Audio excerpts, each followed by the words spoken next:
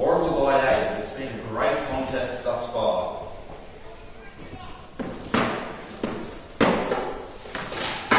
Down. McKenzie. We'll go to centre half forward. Good use of the body by Cyrus. He was enough to affect Gippy. 30 metres out from goal that way. This time it's goalie. Dropping off a few tackles and now thrusting himself at the football as McGarity centres it for Beveridge, who can have a shot. Similar position to where Luke Walker kicked his first goal.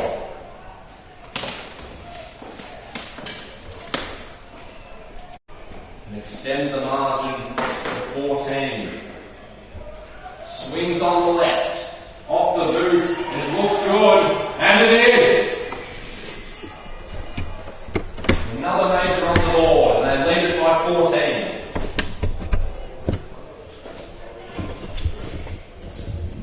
So they've begun the game with 2 goals, and in reply to the drum, put 2 on the board, and Warragul another 2. That time it was Kyle Beveridge.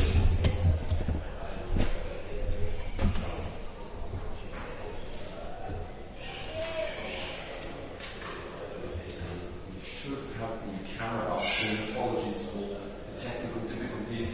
There were 17 minutes in the first quarter. Goalie climbs the ladder and Beveridge again lays the kick out.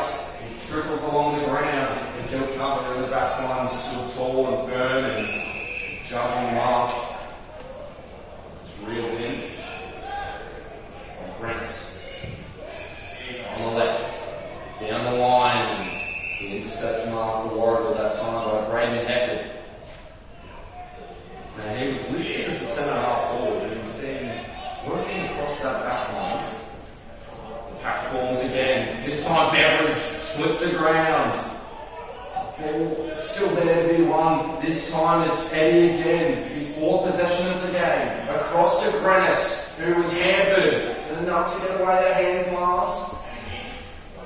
Team was collected. It's on the boundary line, right on the barrier. And finally, Kyle goes to this. Vision back on. Dylan, we've got the new camera here, so we do apologise for the first bit of that first quarter, but we're all good to go. Tucked up here inside, luckily, it's a little chilly outside. And in the meantime, Goldie's kicked 1 goal, sat forward. And the hole for Warragul. We also apologise for the really light goal in the way. So Phillips still beating play, Mock searching, and Staples to cut it off. So right on centre half back, nearly 18 and a half minutes gone. Goalie joins the throng, rising for the grab. It was the free kick. It was Adrian DeSando. Little kick to right half forward. A 1-on-1. It's again slipping. This is way out the back. And it's a good measured ball. And that's centre half forward. Sits Benjamin. On the left, he chips inside. It was a great lead from Will Gibson. We've already spoken about it, Dylan, but what I really like from the Warragul forwards is they're all leading to that hot spot. Just saying that there was 3 of them that could have taken your pick who was going to mark that. They're all trying to get out, have easy shots. It's much easier to have a shot from this position as it is to the pocket. So Will Gibson, 30 minutes out, straight in front. It won't go the whole journey. It was nearly dragged down. In the end, work it out of there. It's a high ball. The bounce was unkind. Sat still and reaching for the destination of the boundary line. He's a lot of ways to go, isn't he? You can get around something for nothing there. Shallow throw in, up in the ruck, tap down. Kilcunda needs to exit out of there. They wouldn't want to concede another before quarter time. Here's to Gary again. Pokes it over the top. They all fell down. Down by Gippy, right along the boundary, and Mockett inserting himself and centres it towards again Anthony Braun, I believe it is. In fact, Anthony Braun. Yeah, the umpire's put him right on the angle here, so it's not necessarily a straightforward kick. So that's the task ahead of him. Every bit of confidence in Braun, and he kicks the goal.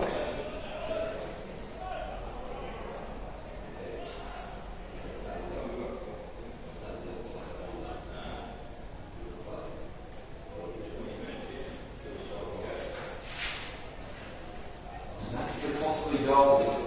They did not want to concede Kilcunda. The scoreboard reads 5-2, 32 to 2 straight. Nearly 21 minutes has passed in the first quarter. Probably does reflect that the scoreboard is the dominance they have had for the majority of this quarter. And again, out of the middle, off the runway, Warragul, they go forward, Joel in the mix, picking it up was Mockett. Needs to spot the teammates, and he did have one, but it was slightly deflected. And now Kilcunda on the prowl. Umpire says, free kick, a dangerous tackle. And we'll come back to Nathan Foot. So Foot, it's a wide kick to the wing, tucked up along the boundary line. The midfielder for Kilcunda, he dropped the mark, and now they can edge it forward. 15 minutes. Mark again by Anthony Braun. He's already kicked one. And it has been a prominent goal kicker for them. That kick a little astray, but fortuitously it falls into Thomas Commandeer's hands. Well, sounding like a broken record now, but what was his first instinct there, Dylan? Just looking straight into that corridor, so probably something Philly does need to rectify at quarter time. Maybe a message goes out just making sure that they've got numbers filling up that space and not allowing the Warragul forwards to just lead into it, because it's giving them easy shots on goal. Thomas Commandeer. Again on the left. It's swinging back towards goal. Wasn't enough. It still stays alive. And one on the wing now. Last pass from Bailey Beck. I see that.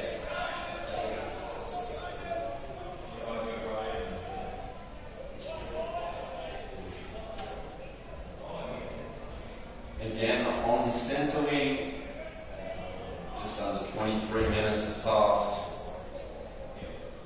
So Kilcunda, 2 goals straight, and not attacking the scoring end. So we'll see what they can do next quarter as Crawford. Into the hands of the Warragul defence. Commandeer again. Just missed that shot on goal. A little pop kick for Luke Walker. The one so far. Now they're ready to activate their midfielders through the middle. A hand pass was quickly chopped off, and he's gone with the second effort. Here's Wakeman, broke the shackles, kicked on the left to a 2-on-1. Kyle Staples was there at centre half back, just honouring the voice of the defender behind him. Now Brewster. Up the wing they move slowly. It's Gorsuch versus Devon Ham. Like Kyle Staples, at the start to this game, seems like a real reliable defender. Not much getting past him. Nothing fancy, just getting the job done. You can always appreciate one of those players on your team is that throwing just eludes everyone. You've got a holding free kick. David Crawford. Plenty of length in the kick, and again, an inexplicable drop really. Wakeman bursting through. Adler was there to intervene, and they quickly chop up something through the middle. Walker. Another teammate, that's very, very wide. In fact, almost triple over the boundary line. Back to Walker, tightrope here. Jolly. Chip reaches. Beveridge has already kicked one. Sizes it up on the left. Mockett probably should have taken them up. It's 10 metres out, if that, outside their goal. Nearly 25 minutes passed in the first quarter.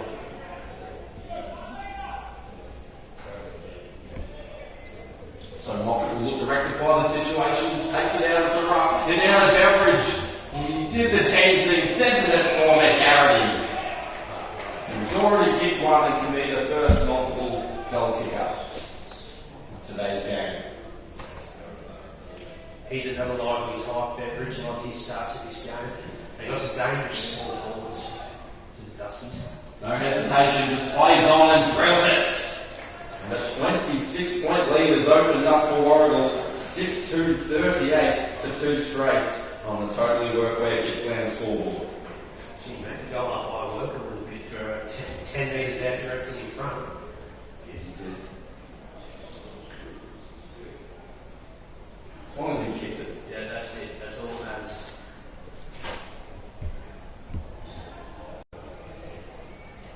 So it's Warragul by 26 points. Anything to amend for Kilcunda? You mentioned the corridor in their defence. I think it's just the percent of clearances. It's really key in a day like today. So once they're able to win those percent of clearances, they're able to assert a little bit of authority and lock the ball inside 50. So they go forward again, that time through goalie. It's broken up in the air. And Baxter will hunt it down. They all collide. It's unstuck. And we'll wait for the umpire to finally call his ball up. He does. They love a late reply. 26 and a half minutes into the first quarter. That time it's goalie again. It's a tough angle. It's across the face of goal. And it's the hands of the Warragul defence. And now they can go. Plenty of room on the wing. Blistering forward are the defenders for Warragul. They kick slightly miscued. In fact, they almost evaded everyone except Mockett. Or Foot rather. If they're able to intervene that time, it was Warragul. Again, forward they go. Skipkin had two contenders. Two defenders to contend with rather than Sorozinski, the most significant, and he received a bit of protection from his teammate. Kicks long up the wing, and again, goalie touches the mark, or does he? We wait for the umpires take on to assess them to throw it.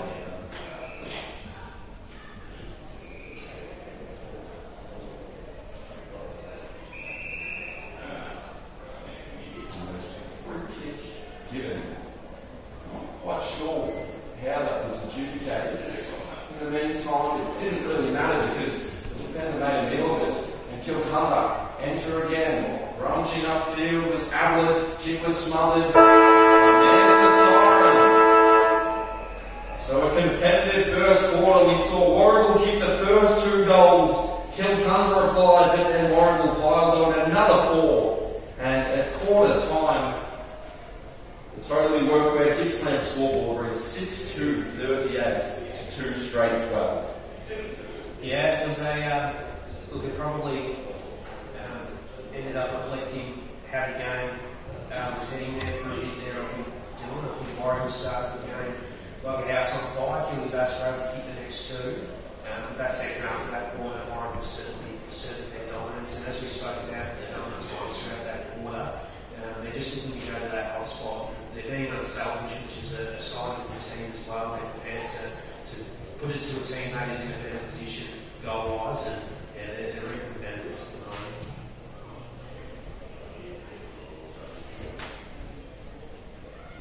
So we'll take a quick break. The Fairhaven Homes match of the round. It's Warragul by 26 points at quarter time against Kilcunda.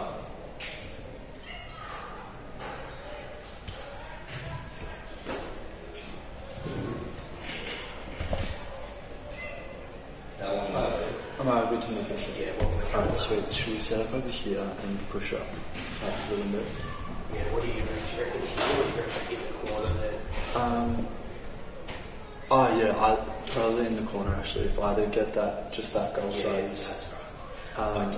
I said to the operations manager that, what do you reckon? Do you reckon over here or in the corner?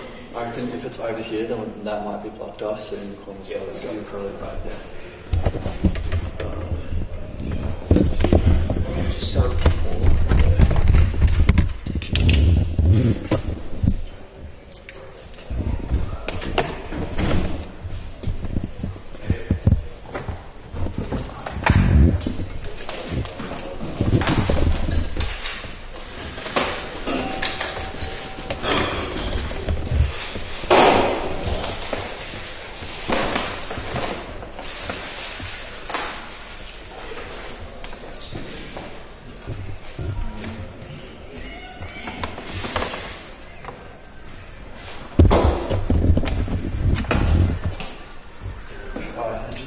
still take off the camera.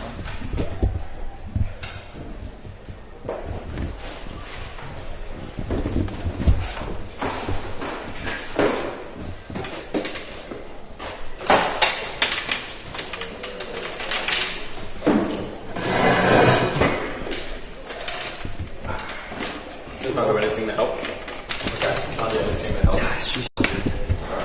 Doing well. A couple of slip-ups with the names. It's to be expected. Wasn't it? It was just I was mixed up with the sheets that I wrote down. I worried on the left. I mean, it is what it is, I guess. We'll just change the truck. Let's have a look. If I go I reckon. higher.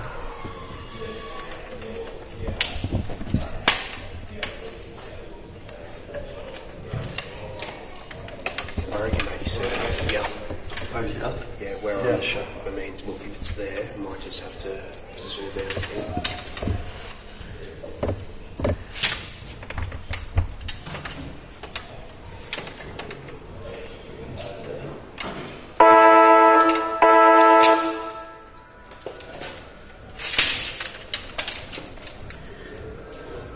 So that's it.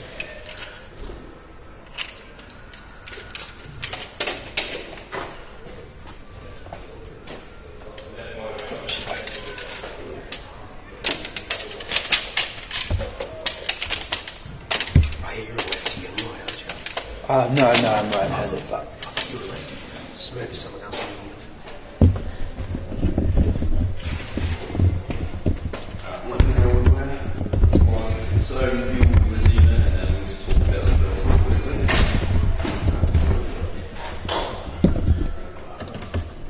Gary to beverage.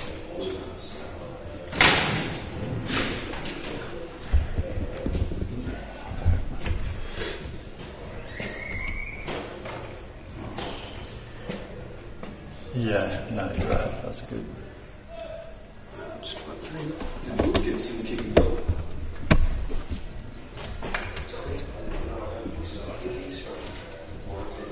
Yeah. I got the Gary to beverage one, room one, walker one. I forgot one.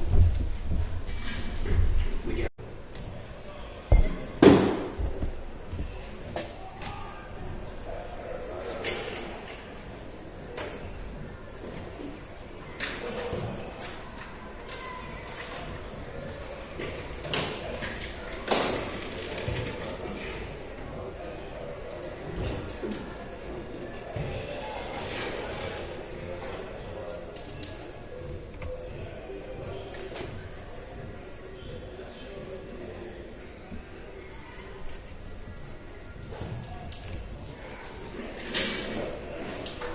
All good.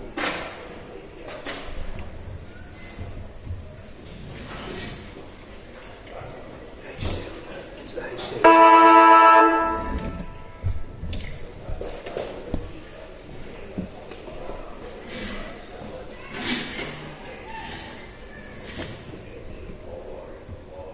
Well, I looked on the website, so I'm pretty sure they updated it.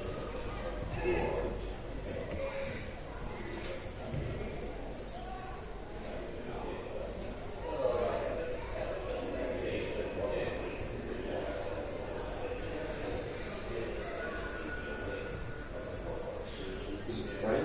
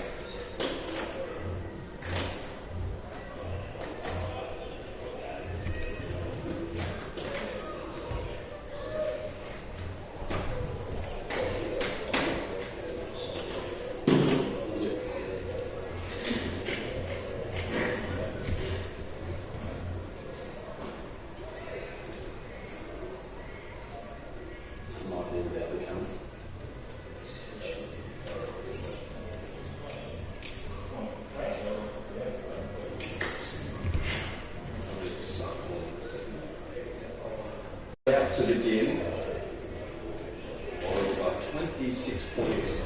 McGarity, who's led the scoring all year for them, has started in the first quarter. He's just hiding in that forward pocket as we resume play. And again, they exit out the middle. Warragul moving forward. This time it's McGarity from 50 out. Eyes venture to the square. It might bounce all the way through. And we'll wait for the signal. It has. So McGarity's kicked 3. Right on cue.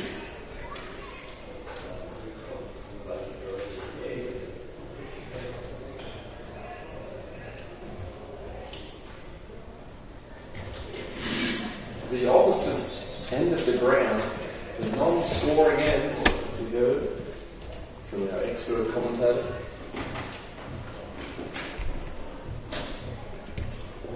And again, we do apologise for the technical difficulties. Just working through them at the moment. And as the umpire throws it up, it's Warragul by 32 points. Kick was smothered, and Kilcunda can go forward, gracefully out of the middle. Chiseled inside effectively. They're still about 40 metres out from goal. And Gibson, with a great tackle, Watts obviously didn't look in the rearview mirror. That's a wide kick to the wing. Maybe back, used as a reference this time. Juggle it, and there's 2 players from Kilcunda organising and meeting on it, and another free kick this time, send them in.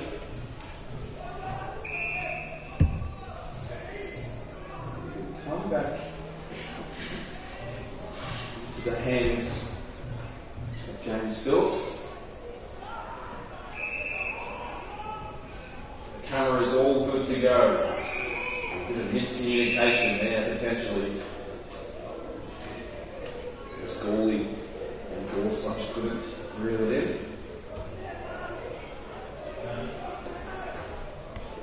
So both sides with just the one inside 50, 2 minutes into the second quarter. The difference was Warragul could capitalise, but there was nobody on the goal line, interestingly enough.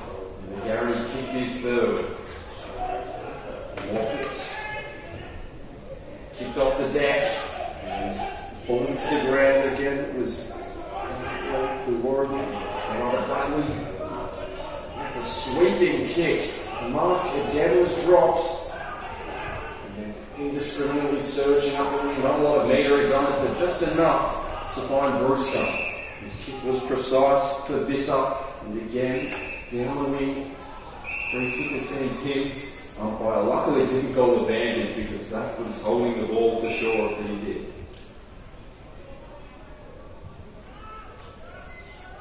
Anthony Bruin on the wing to right half forward. Sliding in is Will Gibson. Kick short again, and our manufacturer mark. This time it's Will Jolly. A similar position to where Dale Gawley kicked the goal in the first quarter. I wouldn't say no to a delivery like that as a forward every time. He lays out. Will Jolly, right footer, wrong side for a right footer. You see, if he can make it work off the boot, it's fading right, so it stays that way.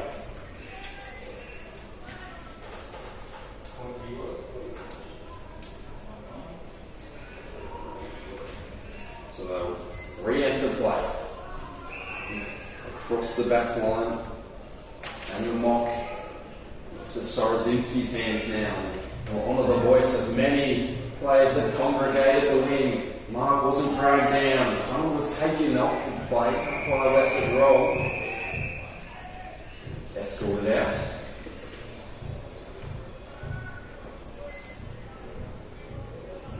Another stoppage. A few clearances here for Warragul early. And as Kyle mentioned, that delivery before was perfect into the forward line. This time though it's Kilcunda to reply. Just on centre half forward, and we'll see if they can make it work. And trucking it down will be the defenders. They all swarm, no one went for ball.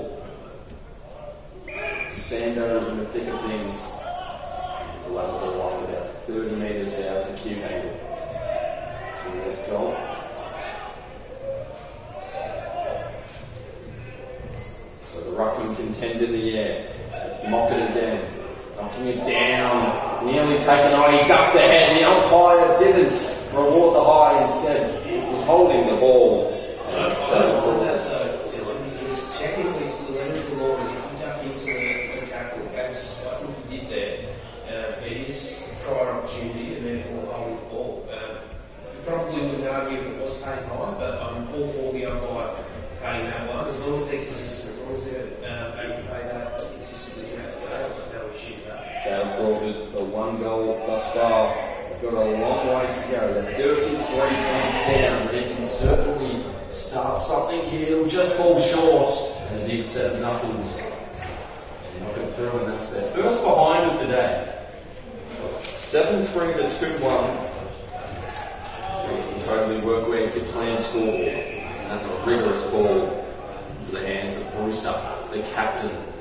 Mr. Reliable, Walker takes the mark and chips short. This time they'll play it through the corridor. Brewster found a little channel to lead into, to centre half forward. Now's the bounce. It was accommodating initially, and then it fell to ground. He scraps the hand pass out to an opponent, and Kilcunda can reply. Here's Stucky, the emergency, kicked the goal in the first quarter. A little bit of leeway, but enough for Baxter to take the mark. He'll play on quickly. Wandering ball forward. Wakeman here to make his presence felt, and look at him. He prevented Brewster from escaping. Did enough to cause the ball up. There's a conversation out there.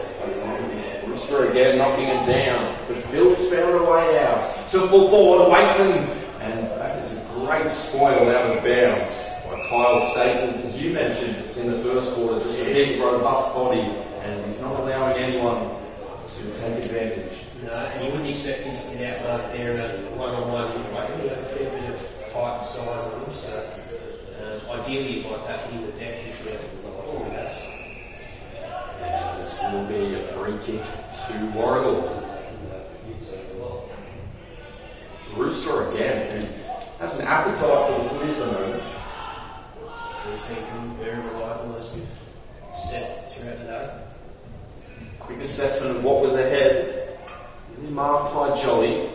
Sorozinski this time went head first, head over the ball, and he was rewarded for it, or his teammate was. Either way, it will be in their control. Sorozinski may be falling for it just to the right. I'm not sure whether he's considering other offers or he thinks he has the distance, but he plays on, wheels on the right.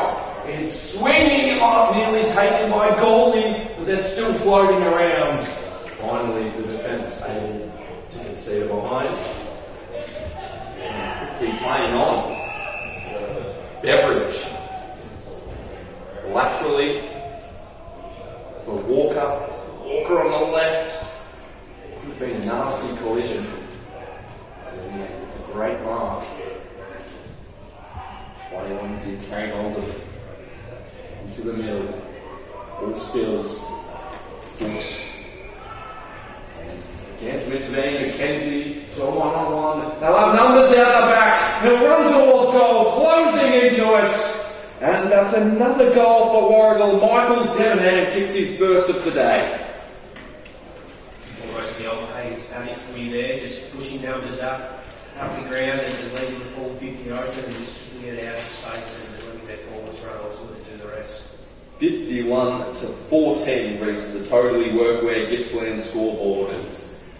Again, there's nobody making the janitor roll out of the back for Kilcunda. It's the second goal. There's going to be vacant goal square, and there's going to be plenty of territory to run forward and have an open shot. Yeah, it is probably something of concern for the Kilcunda side. As soon as it gets out the back, they just seem a bit of trouble there, I think. So you're right, maybe they do look to have someone playing that quarterback sweep as well. So Walker honouring the voice of his teammate in this up. That might be is taken, and Visser, the 1-2, just collecting the disposals at the moment, delivers to centre half forward, and it's been clunked. Looks like Gibson by Will Gibson. I reckon he's got a little bit of Daniel Richard about Will Gibson. Maybe it's the Brisbane Lions-esque jumpers that the Dusties wear. And So you're predicting he'll kick this? I'm predicting he'll kick it. And he releases it. Long 11 Good purchase, but just off to the left. The old commentator's good. Expert comments by Kyle Cobra.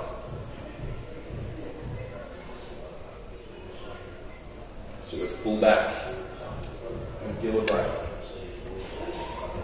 On the line to the wing. Phillips had hands to it, but it falls out the back. And Kilcunda moving forward. Waitman was there. So was another teammate. He should pick this up. He has room to manoeuvre. He did the team thing and took the methodical approach. And playing on was Baxter, and he kicks their third. Gee, they made some tough work out of it there. What was a certain goal became nearly a monumental stuff up there. Hopefully that side. But great work there, not to panic from Waitman. They had the 3-on-1 and they had the numbers. It wasn't the greatest kick going inside 50, but he had enough time, so he just composed himself beautifully, and rather than blazing away on the wrong side for a right footer, he just put it in close to his teammate who was able to have the easy walk around snap, and yeah, great bit of play there. So they lead this by 5 goals to Warragul, but Kilcunda pick one back. Just unglued for a moment. Mockett was disrupted, and again, they're able to find a man on the outside, a 1-on-1, and held down illegally. For Warragul was their defender, and that was against Kyle Staples, or rather James Phillips. Michael Ablett at centre half back. Oaks one wasn't 15, so Beveridge back to the right. Plays on, kicks through the centre of the ground, and that is fashionable service for Gibson, who gave it off to Comedier into the forward pocket now. Here's McGarity. He's a live wire. He swings onto the right to full forward, and just obstructing the field of play. It was the Kilcunda defence, and didn't even cost their team a behind. It's out of bounds. We'll have a throw in.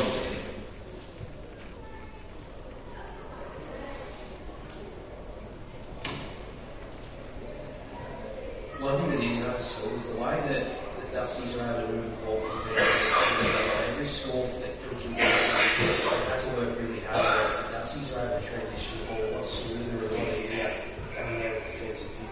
That was the ride from Gippy from the throw-in, but the mark was taken by Visser. He quickly gave it to the teammates, and now they're out. There's plenty of space and time, and he made sure to relish it with the Sando. And the kick is out of bounds. Just bobbling out of the hands of their forward there.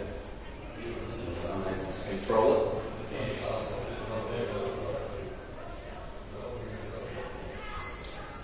Plenty of altitude in the throw-in. Up forward again. And here's Beveridge snapping from the pack.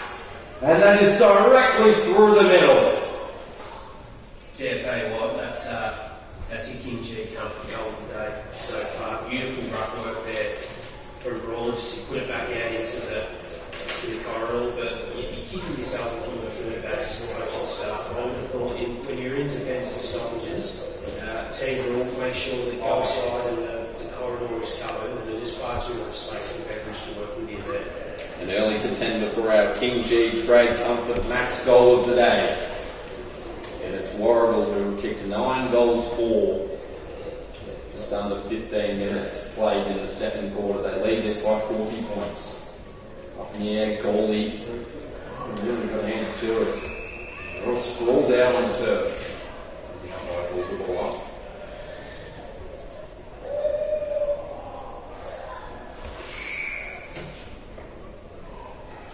This time, paddle down to the advantage again. No one in particular.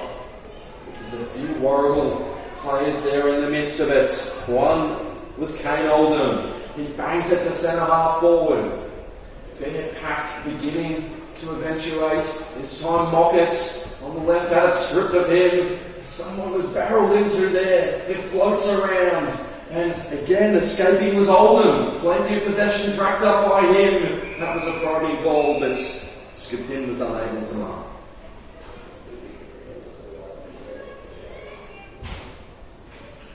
Rather broad.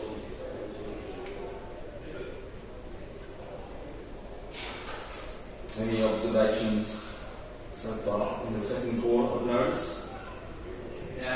Look, probably just as I was saying, Dylan, I think the way that Warragul was able to get the ball out, I think you were doing it with relative ease as opposed to Gilly Bass when they do have a break, it seems to make it really hard work. Into the pocket was an interesting choice because John, he was really handled this.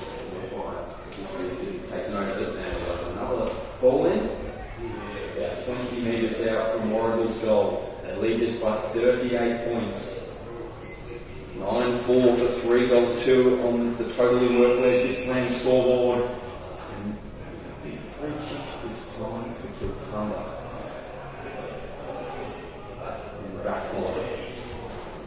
Now he has speed presenting as an option, and he did head in that direction, but in the end, it wasn't speed who could have broken the mark. It was Cartmel.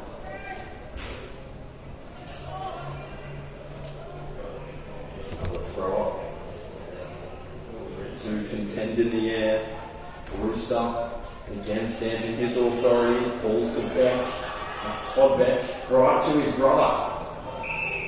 And he cops a little bit after the play, but his kick somehow found comedy. Just on the edge of centre half forward is Jackson Mockett. He plays on, he strides and kicks long to full forward. It's off the deck and it's finally nudged through for a behind. I thought he did enough there for a second. Robert likes his game as well. He presents as if he can match up. He's able to clump it in the air. He's quite agile once the ball is down as well. Nice poise from the defence there. Good composure and punch it through for a behind. And they'll have to do it again because they're swarming forward. This time it's Visser out on the field. So they're just bombarding the defence, and to their credit, they've covered up well in the last couple of minutes. It's a 39-point margin, just approaching the 18th minute mark.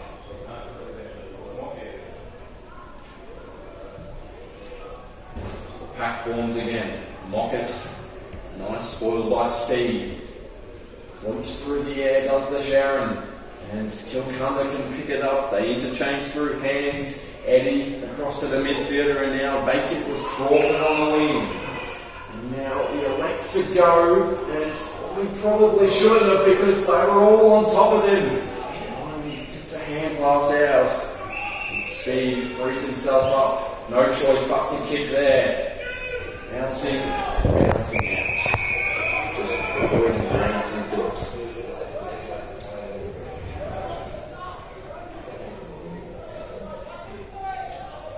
So a little bit longer this quarter for some reason. High up and under from the throw in. Goalie is on effort. Scrambles a kick out of there and somehow comedy has plenty of options. And that's a nice measured ball. And here is Brewster again off centre half back. To the wing, it's Mockett. Makes the mark, scouts a couple of alternatives, and in the end, the one he chose was Brun, who's already kicked one today. Now he's about 50 metres out from goal, and that's a pot kick. It'll bounce, it'll stay in play, and sent it again for Warragul. Here are the forwards. The defence need to hold up for a moment. Do they have reinforcements? They don't, because finding a way out was Devonham. That would have been some sort of goal. Yeah, great forward pressure there, just to keep locking in, repeat efforts there, which is, I'm sure, will please the Warragul coaching staff. So Mackenzie motoring onto it, was held up for a moment. Makeshift hand pass, Eddie to the wing, and Leighton can't make it. His third possession this quarter. Just ticks over 20 minutes in the second quarter. Stucky will fly for this. It's off hands. It slutters out the back. Beck. And now it's Oldham. Again to right half forward. A one-on-one. Needed to be cool and composed, and he was. Will Gibson. No goals to his name as of yet, but I think it's a little harsh to look at that stat and think all the one percenters, and again, look at the service. Beautiful pinpoint ball. Looks like he's a McGarry. Yeah, Mason McGarry. He's going to go top of the goal square, I reckon. I reckon based off there, what they've been doing in the team, I reckon he's going to put us in the hot spot. So Mason McGarry's already kicked three. He's banned that one wide. In fact, it's two wide, so I guess he didn't take the advice of our expert commentator here, Kyle Pover. I would have thought he would get it. Based off what they've done so far today, I would have thought he would get it inside the square. Mackenzie. A kick was directed for James Phelps through the middle, who could have activated Dario and now does. And he's on the outer side, he's rummaging upfield for Benjamin Eddy. Right on the paint, and he'll quickly play it on. And I think he had more time, and he thought he had more time than he actually did. Marcus Baxter. And now Warragul will advance. Right in the centre of the ground. He'll come back. Nathan Foot takes them up. Now the outstretched hands of Gawley. That's a high ball. And there'll need to be plenty of movement from the back by Crawford. That's Sam Russell. He's there for Warragul. And there's plenty of outlets. Broadcast side, he has Bailey Beck.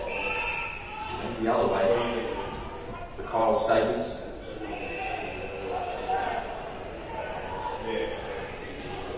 Yeah, Michael Lavelle. Shifts. Again, they're happy to negotiate through the centre. It's Shane Brewster. He's been conspicuous all day. And a one-on-one, and McGarity is somehow, some way, raked it in. He read that well through the air. I reckon he's given that opponent would be happy to have him from the front position. The ball just travelled out a little bit further out the back, and McGarity read it perfectly. 3 goals today, Mason McGarity, along with the 14 others. He'll line up for his 4th. On the cusp of a 46-point margin, and that is another goal to his name. 10-6-66 to 3-2-20 on the Totally Workwear Gippsland scoreboard. Yeah, he's been fantastic. Not much of him. He sort of plays that hybrid type role where you think he's more of a small forward, but he's quite smart and very capable in the air, and almost playing like that Jack Higgins type role where he's essentially a small full forward. He's probably a better way up here. Similar for sure. And much like Will Gibson, he's doing all the 1%ers as well. He has 4 goals to his name. And also has a contender for the King G Trade Comfort Max goal of the day. He does. Nice to make mention as well. I mentioned he's going to the broadcast. And just thought I'd pop it in there because, he's a good guy. Braden Method to centre half forward. Big fist from the back. Now Jolly across to a teammate who was quickly poached. And the ball spills, and now Kilcunda, they've got some players through the middle. Eddie probably hoping to rectify the situation from before. Wakeman, underground hand pass, and now it's Eddie again. Wakeman was there, but Eddie took too long to dispose of it, and it's holding the ball. And that is a great tackle. He was tenacious as ever, wasn't he, Luke Walker? Well, in the end, it's been reversed. So Benjamin Eddy is trying to kill Kilcunda. It was a tenacious tackle, though. It was. So just above centre half forward, Nathan Foot. Drills one inside 50 for Marcus Baxter. Kicks along the carpets and able to pick it up again, Warragul. They've been doing this all day, hence why Kilcunda have only kicked the 3 goals. And look at them all collide and crash. And it'll somehow work its way out the back. Just loping after it was Beveridge, who's already kicked 2 goals today. Down the wing again. Far side. And I'd like to go back on this line here.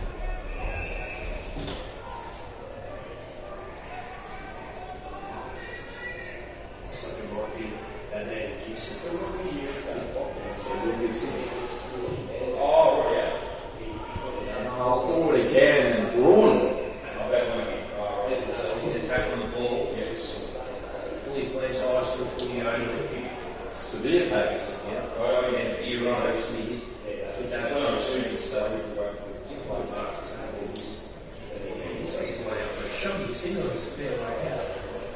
55 metres out. It's a long kick. It has the distance on it. It's a touch on the line. I don't think it matters because it's going towards the goal again. Somehow they survive to Kilcunda. Maybe not that time. Well, they do again. It's across the face. And they are fraught with peril that somehow are able to make it out unscathed. Goalie. And pass, a little ill-directed, but they did well. Now a comfortable kick for Grants.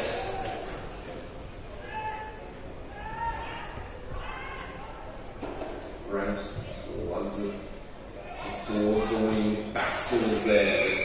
So with the big knuckles of Braden Heaven. He's done pretty well this quarter as he came away from this side.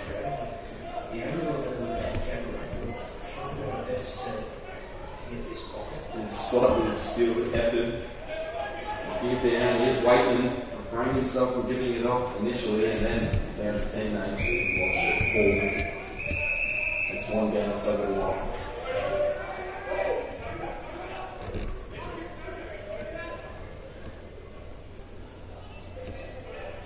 Nice throw in there, goalie. Just off the boot of Nathan Fuss. Being persistent with it, Waitman was there as well. We don't need it last week. With the speed, was only the camera because of the ball. I fell through and you didn't get one down front. Here they go again, Kilcunda. Mark should be taken by Baxter, and is.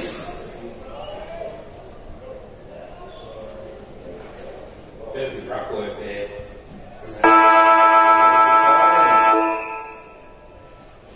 A 47-point margin.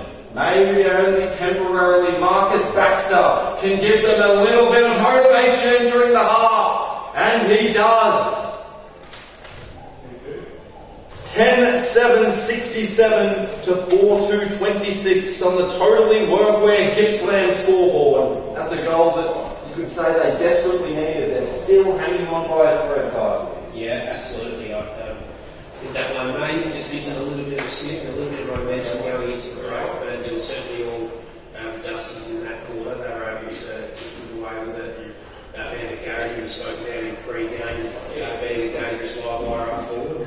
All first half goals. He's on track for a potential best on ground performance. 4 goals 5 to 2 goals 2 in favour of Warragul that quarter. It is a 41-point margin.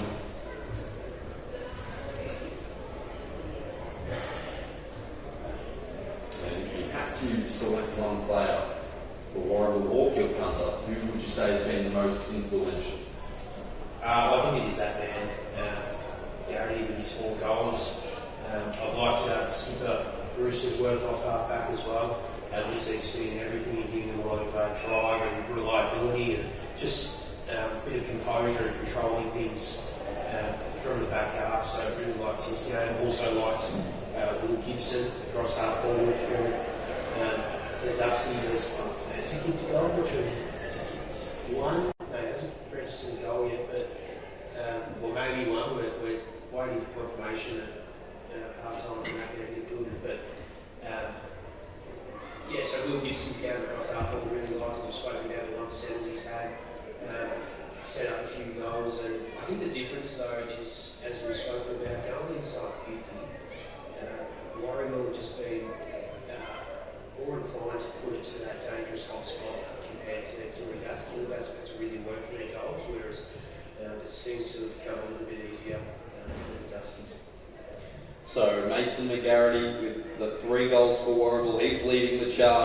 Kyle Beveridge with 2, and then single goals from Michael Debenham, Anthony Brun, Luke Walker, and potentially Will Gibson. There's a discrepancy on the scoreboard sheet, we're just waiting for confirmation. And for Kilcunda, we've got Travis Stuckey, Dale Gawley, Dale Crawford, and Marcus Baxter, who just kicked his first after the siren there. We'll see if that can shift the momentum entering the half, but it's 10-7, 67 to 4-2, 26 on the totally workwear Gippsland scoreboard.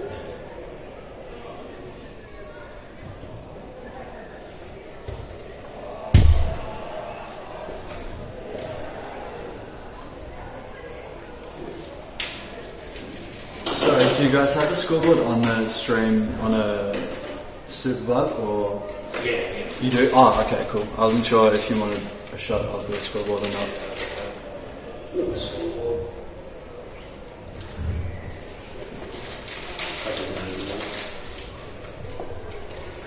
Okay. Yeah, cheers, bro.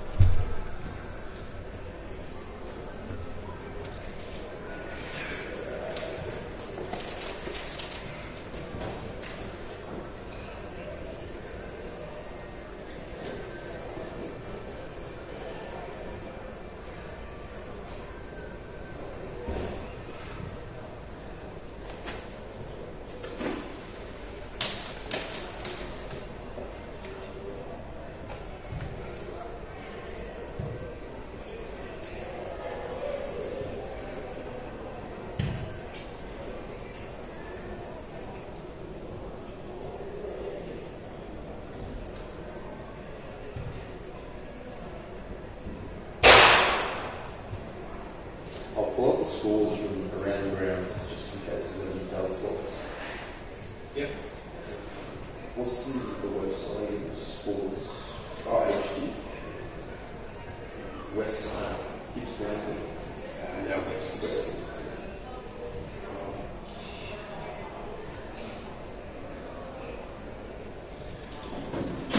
So how long was the break? So we'll have a couple of minutes and then we'll have another chat and another break and then we'll get back in. Should I mention the scores of the other ones? What we've got, yeah, some of the Seniors, round 6, Corrigan, 2, Conbar, 290, Garfield 10. That's not two as well. Kilcunda, Kilcunda was close. And Warragul 66.6. Other than that, was.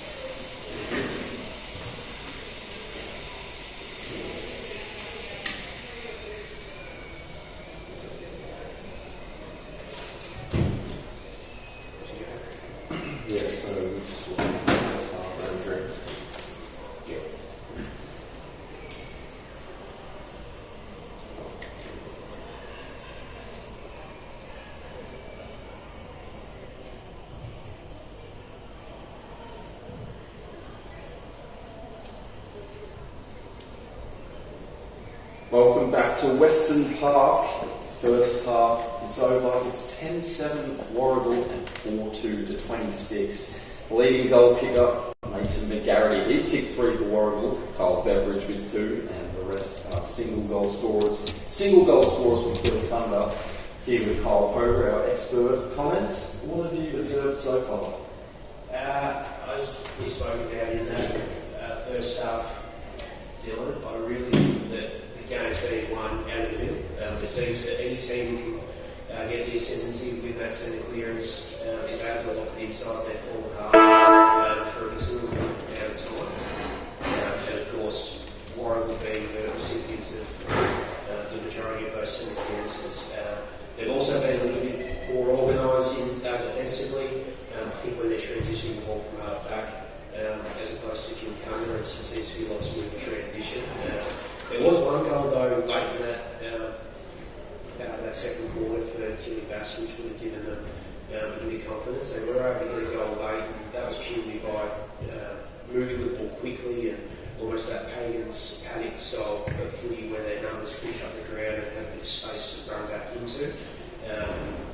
But overall, I think the scoreboard accurately reflects how the game's being played out.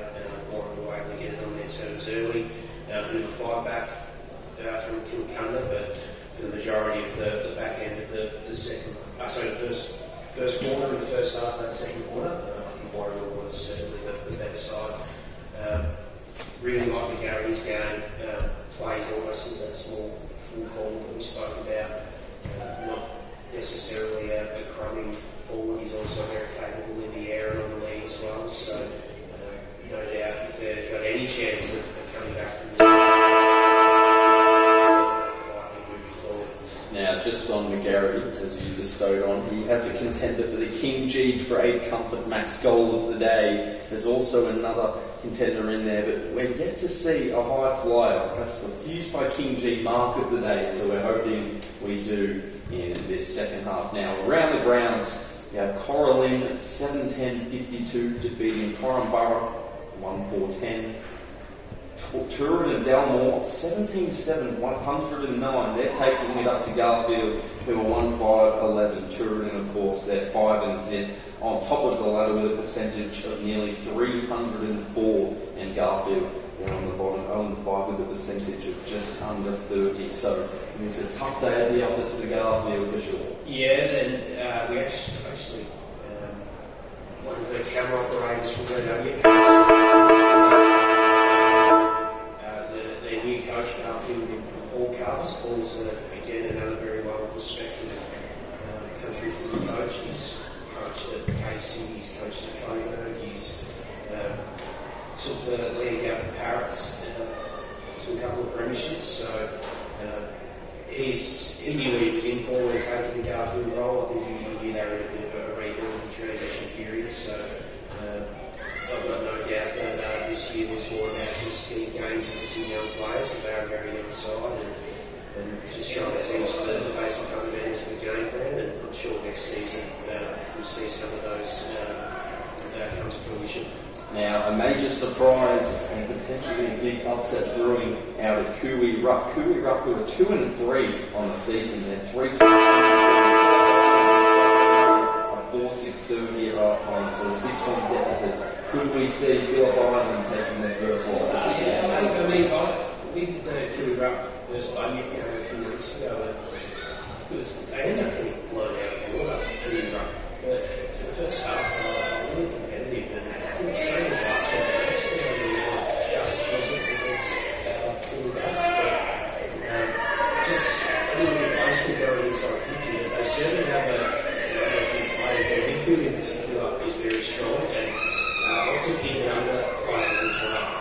So no doubt a day like today, we'll probably be suiting it a bit better. So if they can take a scalp and beat Phillip Island and go 3-3 to even the ledger, I think we have a bit of confidence as we start to get into the back end of the middle of the footy season. So Warragul have just re-entered the arena, warming up, as you can see, on the wing. Kilcunda got to arrive, but they will soon, and I assume they have some talk have a new game plan. They're 41 points down at the half. And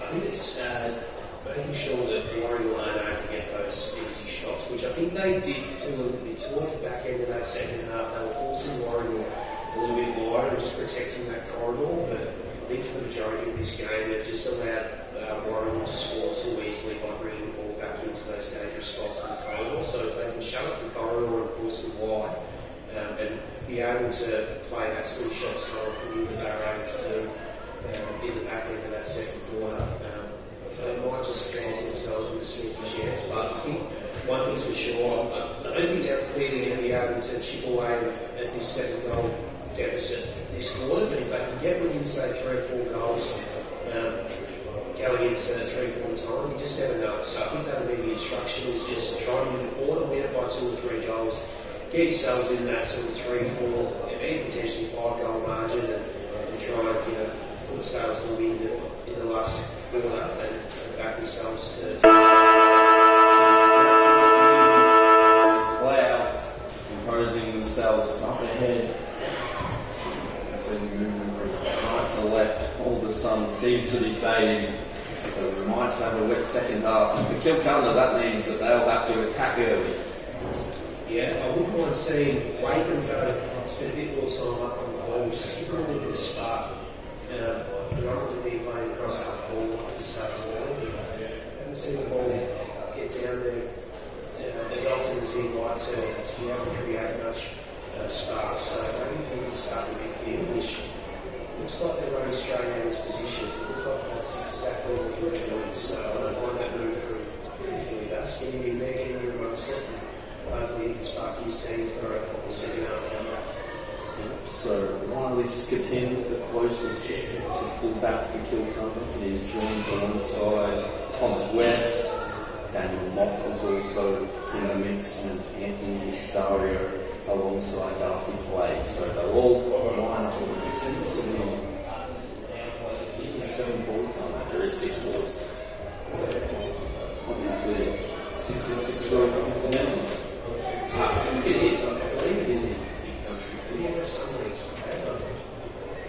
I say it is because I reckon there's a fair chance that Americans Certainly those in the absolutely. And just first of all, it's not always about how critical some clearances you have to go to get forward. You've got even numbers to give with some.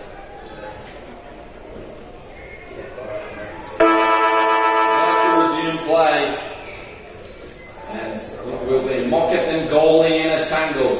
It's knocked down in the region of foot, but just escaping out of there was Curry again to the wing. Head first, McKenzie went hard at it, absorbed plenty of pressure, and still needs to be a little stunned. And the ball opposite's blocked away. Just in the centre half forward. The Dusties again. This time knocked down by Heffy.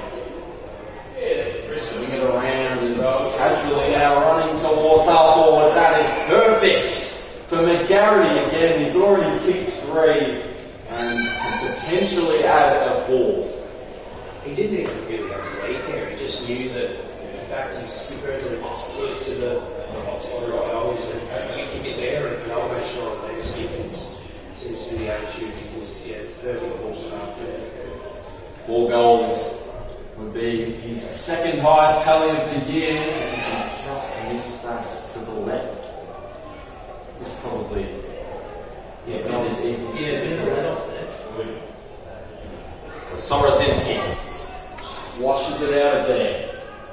At the front of the pack, waiting. The midfielders for Kilcunda, but that's on its foot. And you kick out to the wing. James Phillips clutches with the ball. The play on. Impressed by Beck.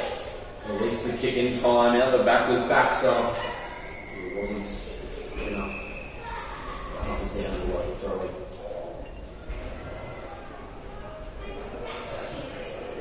So the first score on the board for Warragul. Just missed it. That was Mason McGarity. He's already kicked 3. His first behind for the day. And not really a plan in mind except the hope. And he's falling in the back of West. He's in front of the fence. They edge it forward and now progress again to the Dusties. Mark's taken by Beveridge. In fact, it's not. It just spilled out at the last moment. They'll fight for it again. Eddie, the hand pass. And Shane up on the wing. And again linking up is Gibson with Oldham, and Oldham across, and now strolling towards centre half forward. One bounce into the hands of Broughton, and laying all over the top of him. Also Mockett on the left. It'll trickle along the ground. Through for a minor score.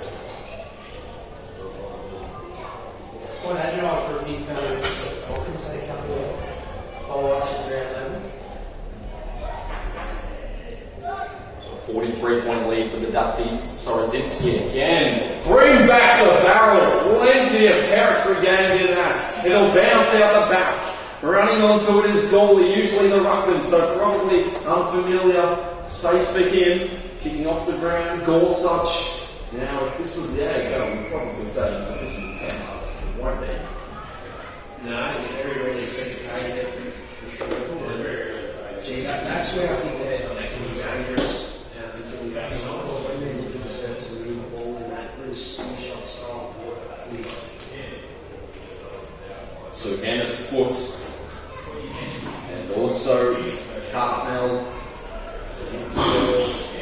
work it out the back, just rinsed away momentarily. Dale Gourley again. Now we kick the goal in a similar position from here. He winds up on the left and he's hooked that out on the floor.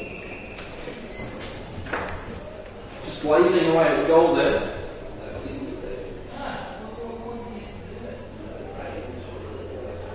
And this is where if they're having a chance of shooting away at this lead, I think now that they've got it locked inside, deep inside 150. Try not to let it get into a transition of defence. Sam Russell to come and retrieve the football over the fence. One aspect you love of country footy. Yeah, happens almost on the weekly regular. Players got to jump over again himself. We had a dog on the field last week. Yes. It's all happening.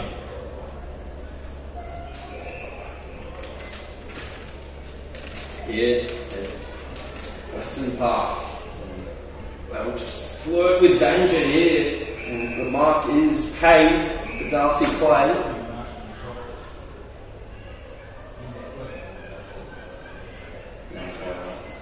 In fact, we'll say it's a ball up. So Gourley again feeds it off for Phillips, who did the team thing and did it very well. Perfect execution, and the mark is taken by Marcus Baxter. He did well there, Baxter. Out in that position, didn't have much separation from his defender, just able to hold out and pull through. So fair to say they need this one, I think. For sure, and if he kicks this, it will nullify the first goal of the quarter. From Warragul, 30 metres out, Marcus Baxter. Such an important, prolific goalkeeper for Kilcunda. And he does it once again. It's 10-9 to 5-2, a 37-point lead for Warragul on the Totally Workwear Gippsland scoreboard. Yeah, fair to say they needed that one, and I think that would have been the instruction, just get the first one of the third quarter, and we'll see where we go from there. So back to 6 goals and just keep chipping away. If they can get within that 3 or 4 goal market at 3 points on, you never know. Exactly right. Now's the time they're not being harassed by severe winds. I did mention it at half time, but it's just holding up and looking overhead. Mockett climbs the ladder, held it down, we'll track it down, Walker. Does find some space out the back, had the luxury of time as well. Mockett again. And Gorsuch fell to ground, and it's holding the ball. Yeah, I didn't mind, and then holding the ball was going to be in the back. But he's certainly got far opportunity now that he's trying to get himself a good 5 metres there, Gorsuch. So this is Beck of the Bailey variety. From 40 metres, there's a fair bit of to purchase on that run. He couldn't drag it down. And goalie, oh look, for insurance out the back. But I thought that Gary was just going to sit at the back of the bucket there. The scoring boys don't see that. So ball up, 15 metres out from the Dusties' goal. And there's McGarity breaking the shackles, removing them. And again is Dario. He was in a tackle with Debenham. That'll be Warragul's free kick. This time it is Michael Debenham.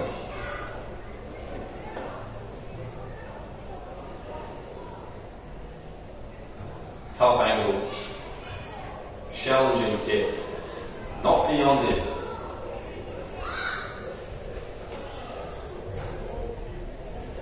McGarity certainly loitering in the square. Debenham. It might fall in his direction. Here he's roaming again. Wrong. Looks to be the advocate for another goal, and it's kicked out on the full.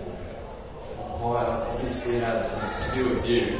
It's all up. Similar position, opposite side, 15 metres out.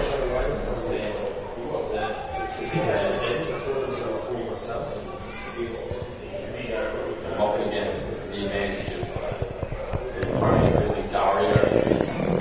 Trying to straddle the line.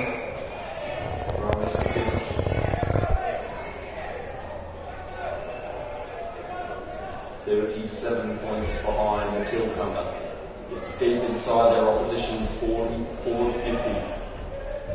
Again, it's Goldie. He's just hacked out of there. Mark can't be taken off the ball. Waitman going to look to insert himself and put his imprint on the game. He probably needs to. He's going to be quiet this afternoon. He's been well done. But don't mind the move getting him up around the footy. Hang on, it's an action up with him. Goldie just takes that out the ruck. Dispossess. Umpire said play on Waitman and then clambering out there. Didn't have the wing stand. Definitely blindsided the umpire because that was holding the ball every day of the week. But didn't see the throw come again. Nice throwing. Good body use. Again, they're smothered and mock it again. Playing on, says the umpire, and bursting through with the forwards. Again, it's a torpedo, so they couldn't do well. Send the torpedo along because it'll come back. Bailey back again. On the right. Nice shepherd from his teammates. He puts it to the hot spot. Rising was Dario. Mark not taken. It was Todd Beck who was trying to make his claim. We'll have another throw up about 25 metres out from goal. Good call by the umpire there. I reckon that came off a couple of set hands, so right call. Here's Broom. Loping after it. He bends it too far. It's out from the full. Dale Crawford. The back pocket. You feel like they're just holding on a minute. Can we ask them? They're getting peppered again, but they're not being heard on the scoreboard. So. Crawford. Just a little bit hand pass over the top to Eddie. He delivers long down the line. Obviously, I didn't see that again. It was a fist over the top. Eddie would be camped underneath this. Comfortably takes the mark. It was a good mark, and it just shows how difficult the conditions are. It's probably nearly that mark today accused by King Jerry. Courage personified versus the blindside by Hugh. We had sort of a big race. That's probably the examiner at the minute. So mock it again. Now, another forward entry. They work it by hand. And they'll try to construct something out of here. Will Kilcunda. Goalie. Waitman maybe in his path. And now it's skipping. Just avoiding some long. Quite content to see that little out. Yeah, I think but as I said, they're getting peckered at the minute. They're killing base defenders. They've done well just to nullify the scoreboard. So Moffat was in the radius of Walker, and there's a free kick. It will go Jackson Moffat's way. Advantage is taken. Now that is one hell of a kick, and that would have been, for sure, undoubtedly, the King G Trade Comfort max goal of the day. But it's just kicks. The top post. And I looked at Mocker and he gave his teammate a dirty look there, saying I had the kick, or I would take the advantage from wrong side through left foot. And I would feel even if he did kick the goal, that Moffat would potentially use Well, it's one of those, it. if you're going to take the advantage and kick the goal, all as well, but you missed, and that's the risk you take. Did look ravenous for a goal, did Jackson Moffat, who's kicked 5 this year through 5 games. Obviously, game 6. Yeah, he's that 1 goal average up. The ball up on the far side of the wing. Goalie nudged out of it. Be the recipient of this free kick. Nearly 13 minutes gone in the third quarter. They need to get something on the scoreboard. Fair lead from Baxter. It'll just spill out the back. Warragul defenders were ready. They had plenty of cavalry. Again, 2 of them going for the footy, and that's just been the story all day. A minor slip.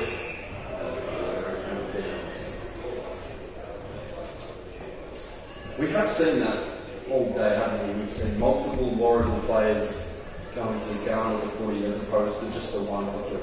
Yeah, they have had numbers around the footy for most of the day. I might even take a look at potentially playing that square up around the footy coming up from half forward, so keep an eye on that one. So we just wait the umpire's decision. Will be another ball.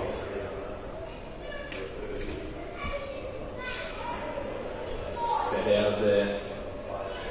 Wing, let's see if that can be slightly adventurous again. The Dusties hugged up against the flank. See after another throw-in.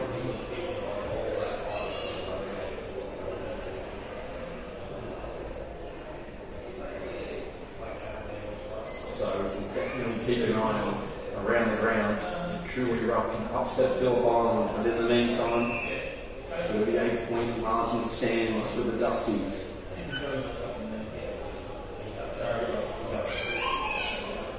Centering, slapped forward by Gawley. It's a high free kick down the Dusties' way. They're going to play on, heading forward. Might receive the 1-2 from Beck, no, he didn't. Just working around this back line nicely. It's a precise kick for Brewster. Brewster long to Todd Beck at half forward. And diving for it. On the hands and knees now, it's Nathan Foot. Does well, picks that up. Just a pushing hand pass across to Grannis. And Grannis across again for Eddie. Eddie, he'll fight. Mackenzie off to Foot again, who was disrupted in the moments. Still goes forward. And 2 numbers again for Warragul. This time speeding out there at centre half back. Defenders hand pass across with Beck again. They venture forward this time, Kilcunda through Eddie. As I said, there's plenty of soldiers for Warragul. That time it was Staples to Russell, and Russell now has Oldham right half back. Congregated the wing again, but this time Gawley stands tall, engineers a mark, plays on, off his line, gives it plenty. Perfect kick. Now they'll play on quickly. That was an entry by Cartmel. Stays alive for them. Here's Mackenzie. Back into the hands of Foot. Restless ball forward. Broken up in the air. A snap out the pack. Almost spontaneously. Full forward now. It's just cluttering around. They finally had a shot at goal, and it was touched, or was it? They were quickly communicated. They said it was touched right on the goal line. Yeah, I thought for a step, it looked like he was going to pay a goal. Might have been a big number, like stepped in and said, no, if he was in front of the line. That is impressive defence. Not quite sure who it was, but monumental effort. There's Brewster again, their captain. Hand passed into the path of their speedy defender, and now Broom can take the mark. Let up full chest. They'll move it forward again, Warragul. That kick will It was slightly deceiving for McGarity, but it didn't matter because Todd Beck's taken the mark. Now McGarity will present and collect this footy 25 metres out. And again, didn't even point, just knew where he had to lead to, and his teammate did the rest and just put it there. And you can't teach that. Sorry, that is taught. That's simply lots of training, lots of team meetings to make sure that we're honouring the moving forward, going towards that. He's missed one from here earlier, but he's had a chance to analyse it, and he fixes it with a goal. He's kicked for Mason McGarity.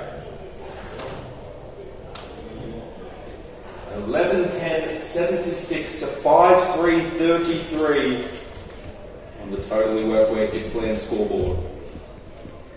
Their Hayden Homes match of the round, supported by Totally Workwear Gippsland stores, a new store open in Pakenham, stores in Traralgon, Warragul and Wonthaggi. It's a 43-point lead for the Dusties. And you feel like that might have been Gilly's silly goal. They were pressing there, Gilly Bass, and the old 5-point play, they kick a goal and it's back within 5 goals, and they have one kick against them, and it's back out beyond that 7-goal margin.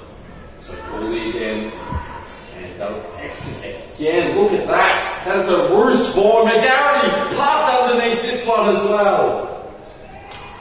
40 metres out, and he looked to see which option was the most viable, and in the end it was Will Gibson. He's been a bit quieter this quarter than Gibson, but this might be the reward for his first half efforts, where he's able to set up a couple and certainly played his part with his relentless pressure and 1% as inside the forecast. So that will be this through for his sake. This will be for their biggest margin of the day. And they can do no wrong. A 49-point lead. And if you're the Kilcunda coaching staff, you have to be incensed. They've had their opportunities. Yeah, I had probably this early in this third quarter, but it sort of seems to be the story of the day. They've been able to hold with them early in quarters, but the longer quarters going on, some of the class of the Warragul players have just been able to nullify and put them to bed late in the quarter, as they are doing here now.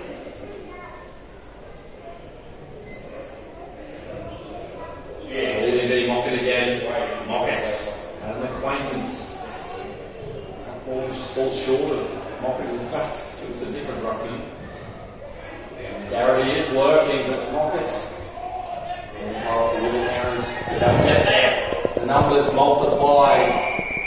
And for the Wakeman often supported Dario, laid a strong tackle.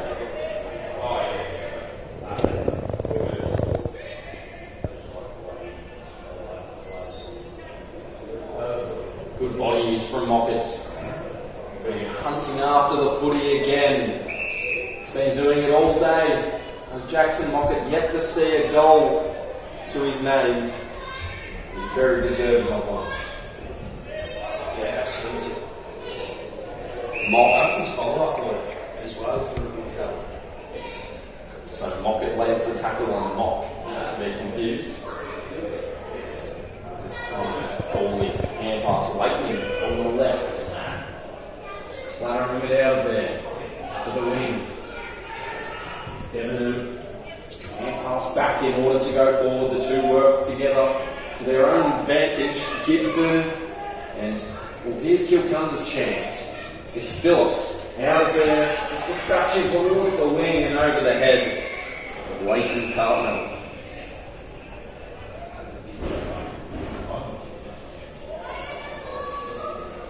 So 21 minutes into the third quarter.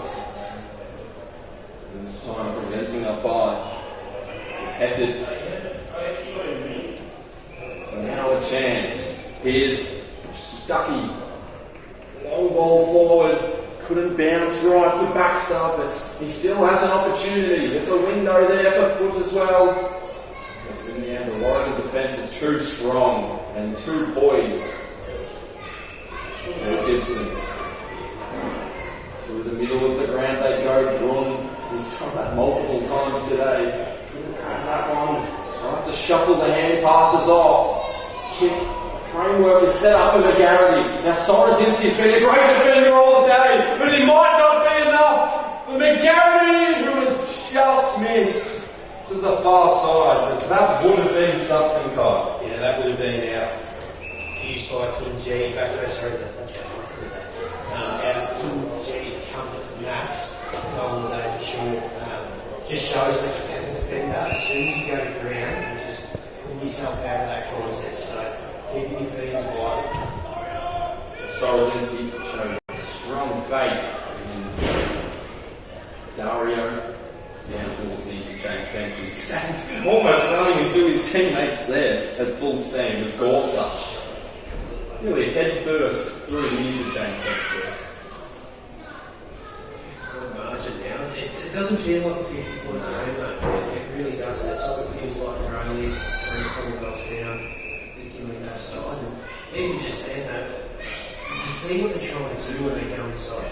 They're trying to keep it as open as possible and give space to the man Marcus Baxter. I'm not sure that style fully works on a day like today.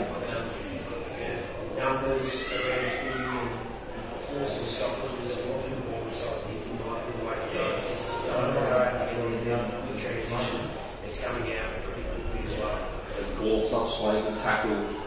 Didn't matter what he did, great pressure applied, and it's called holding the ball, so he was restrained. He might have had a hand pass, but the umpire gave Ashton Grenos the benefit of the doubt. That's a spear. Perfect kick. Will we have a shot here, do you think, Ethan Watts? It looks like he's signalling that he's going to go back, so... Now, one thing I do have a pet hate is that he's got this great, but if he kicks it that just falls short, then I think you need to know as a player your distance. If you know you can't make a distance, you've got to put it about 10 metres out for a goal squeeze. It's an easy kill for the defenders otherwise. So Ethan Watts will watch. So he definitely had a distance. The distance covered, I'm sure, just the accuracy. Inaccurate there.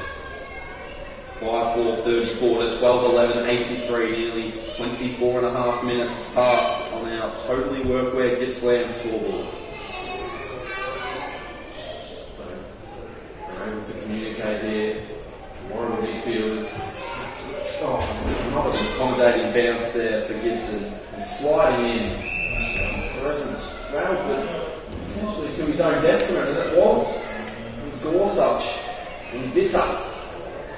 He'll play on to the left half forward. Great use of the body, or maybe just interpretation by Braun, who saw McGarry. Who else would it be on the end of it? Love that there for Braun. He saw that McGarry just had a couple of metres goal side on his opponent and was able just to get it in quickly to him and kick it to his advantage side. Put it back in from here. It should be a pretty relatively easy kick, just kicking around the corner. Mason McGarry plays on, snaps, and misses.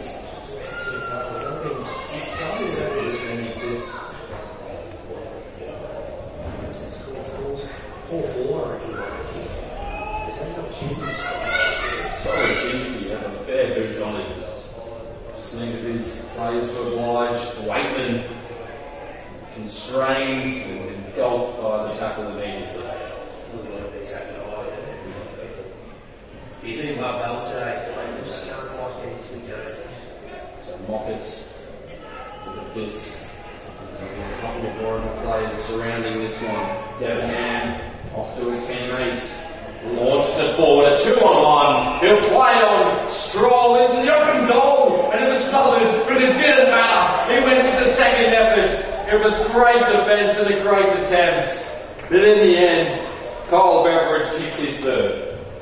Yeah, liked his game as well. Like the follow-up there. You're pretty stiff. If you get a Kilcunda defender there. Thought he did enough with the original smother, but as the pretty guys in the goal, straight up goes that. Liked his game, and that's probably his second contender for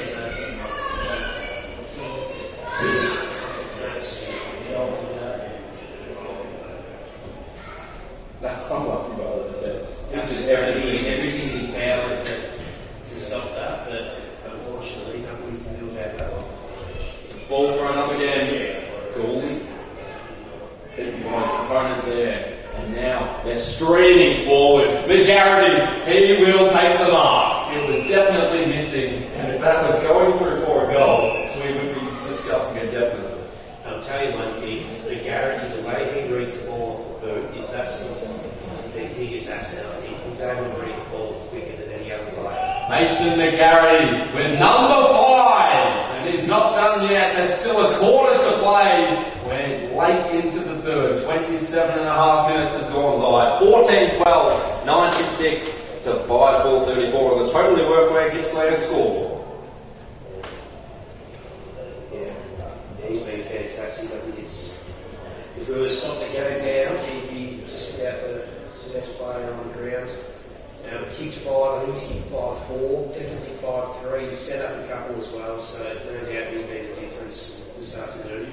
As I said, I just love the way he's able to read the ball off the boot. He knows where his teammates are going to put it as well, which is what I was trying to say before. You can't teach that in the sense of knowing where to be at the right spot. So he's got the perfect footy brain to know his great skills. Eddie flicks that forward. Waitman pokes a fist in there. And now Cardinal should be first to it. There's a couple of others there. Maybe illegal use of the hands. Umpire says play on. It was heavily patrolled. Backs to pass it up. Kicks towards goal. And just misses to the far side.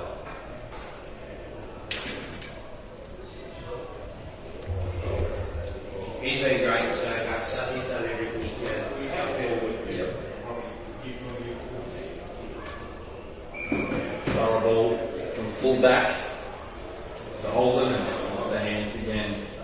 The defender. Here's Beveridge, already kicked 3. Had a teammate loose in the midfield. It's obviously didn't see him. Just lying in dispute. Finally makes its way out. Let's see if their plans can come to fruition. Warragul. A little while. Well, it's 14-12 to 5-4. And Warragul have just completely asserted their dominance. McGarity leading the charge with 5, Kyle Beveridge with 3, and plenty of other forwards adding to the tally.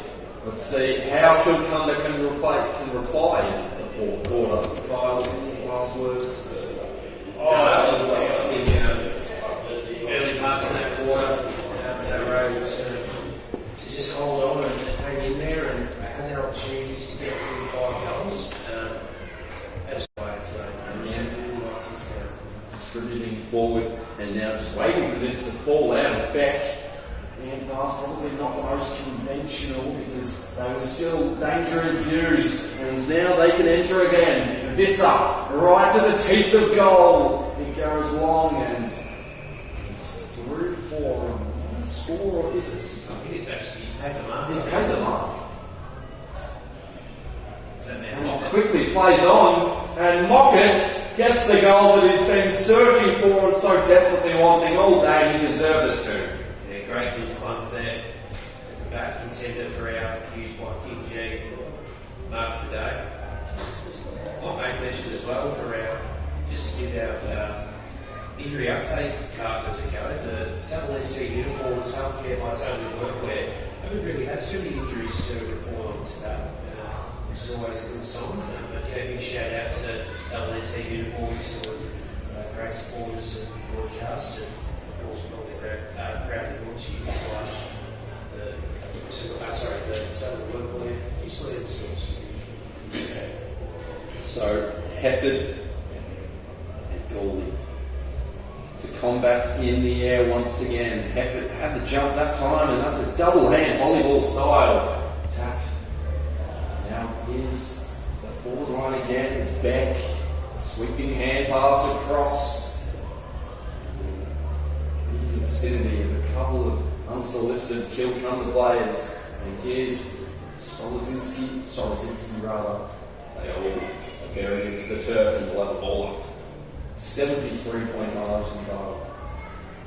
Yeah, they've certainly blown them out of the water in this last quarter a bit.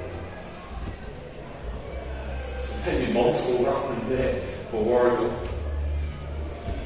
Hefford just waits patiently for it to fall out. It didn't.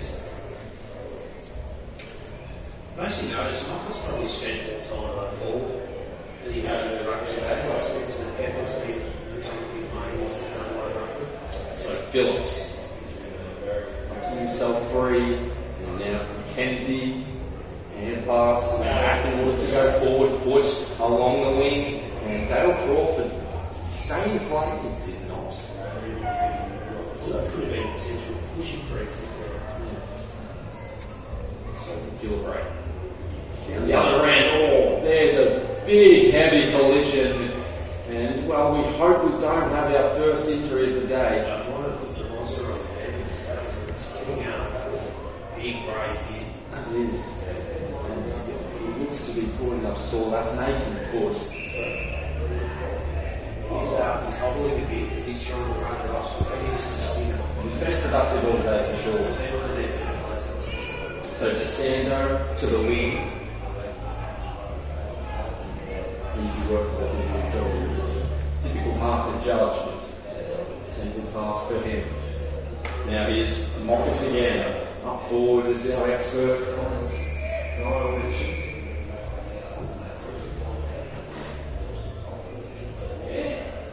So throw in right half forward. The lights have been turned on. It's that time of the day. 8 minutes, nearly 9, going in the last quarter. It's Warragul by 73 points on our totally workable Gippsland scoreboard. Just telegraphing the hand pass for Beck, who drives it long and wide. And did enough to effectively spoil it out of play.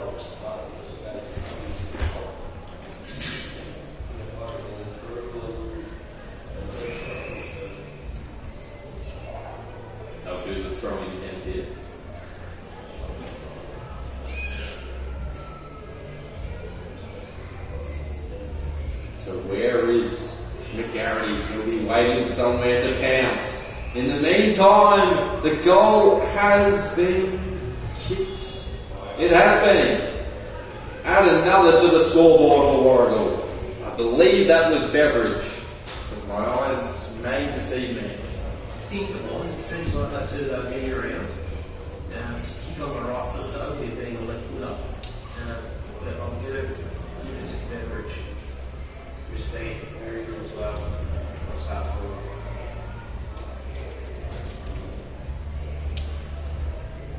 79 points stands the margin.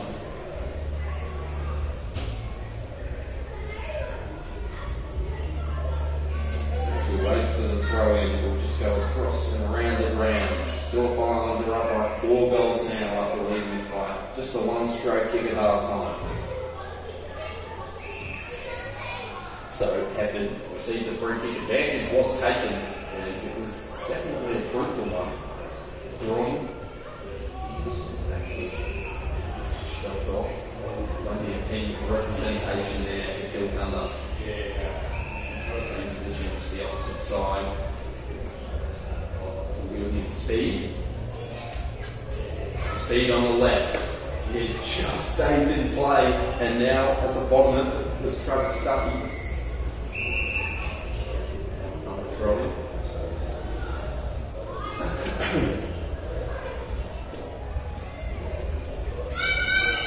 So you look at foot here is moved forward after that knock, and he's struggling a bit. He's trying to get moving, but I think it might have just been a big corner to that thigh. So at the moment, Kilcunda are positioned at the wing, not for long. Big spoil from behind by Ablets, such a household name. They all spill down and fall like bowling pins. Local football. So looking ahead to next week, Kilcunda, they'll play Coralline, who are 0-5, 0-6 after today. So that can be their game to bounce back as Dario for Kilcunda gives it off to Eddie. Eddie, a penetrating ball. Baxter quickly plays on, and the kick fell short, was a stray of Stuckey. Mark's taken it.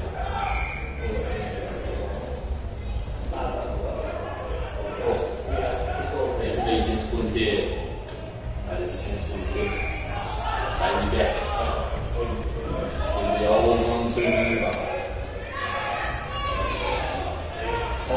evaporates on the clock. Now it's centre half back. Here's Staples, and they have done this wondrously. Walker on the wing, on an extended stroll through to Beck, who stands tall, maybe emphasised the ball and looking for a 50. Sets that up to the hot spot. Braun slung around. Guess who it is? McGarity kicks his sixth. Maybe seventh. Maybe seventh. Seven of the best. Yeah, I'm pretty sure we'll go with seven. I reckon that's the seven. He had 5 to 3 quarters on, so yeah, that's the second of this final term. Did you bring it back here first? Just having a look at our schedule. She would have now Children's Almond versus Inlock, Kilcunda. So really looking forward to that game next week. A little bit closer for you and I as well. Dylan coming up there. Mason McGarry is just breathtaking today. 7 goals, and he's matched his season high, and there's still plenty of room for an 8. Can he get 10? Could he get 10? We'll hope not for Kilcunda's sake. It's goalie. Head of, I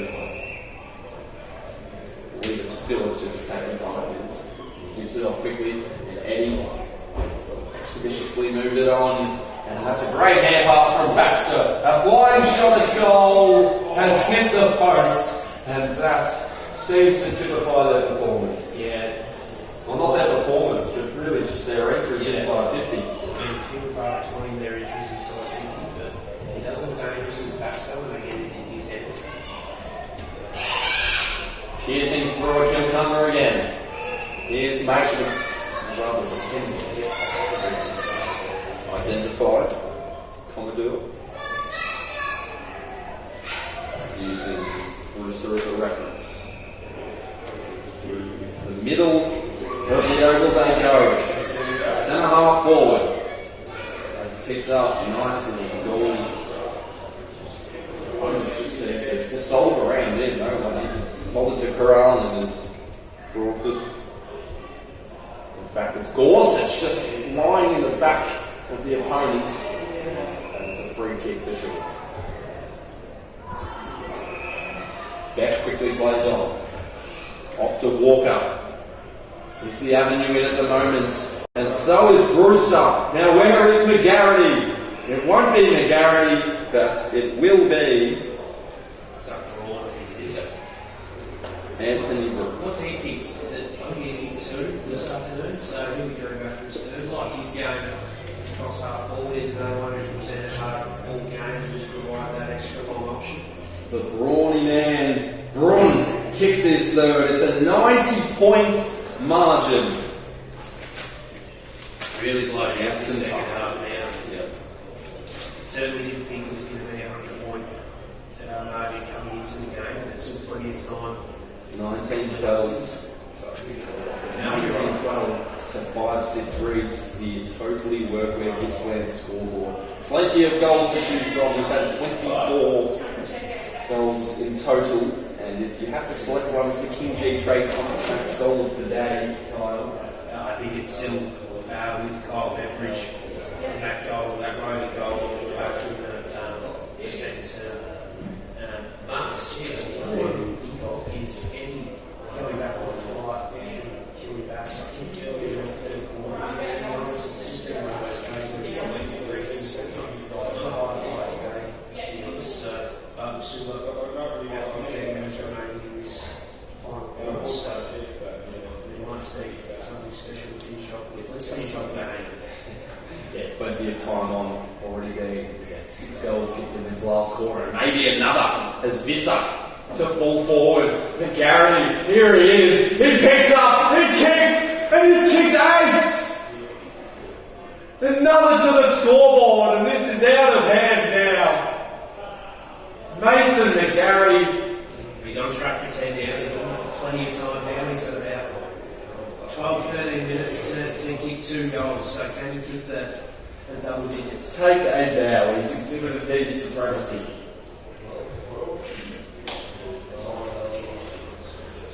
A 138-point win a couple of weeks ago. It's at 96 now, and if I had to estimate, I'd say there's still about 10 minutes remaining. Yeah, there's been plenty of goals kicked in this final quarter, so it could be a 30-minute quarter at least. And again, Tom Gorsuch preventing any Warragul player from escaping, but they do out the back. It's DeSando to right half forward, maybe a little ahead of that. And now Beck sliding to ground. And the teammate for support is Debenham. He just hoists it to full forward. It's Joel, this unpaid mark. There's a free kick being pointed out. I think it's a ball up. I think it's a ball up. Yeah. Ball up. Fizzles out to the Kilcunda defenders. And they can attempt to weave something here forward, a one-on-one on the wing. Well, we were handing out the golden fist. That would definitely be a contender. Yeah, absolutely. Just cut off on the out screen, unfortunately. That one.